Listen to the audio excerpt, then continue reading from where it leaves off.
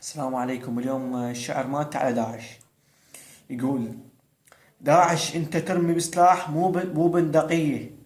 ليش الوقت خلاني بين يديه. لك داعش بطل هالسوالف ترمي بسناكة. ليش ما ترمي بساحتكم، ولك ترمي ببندقية وما تعرف تسحب مسدس.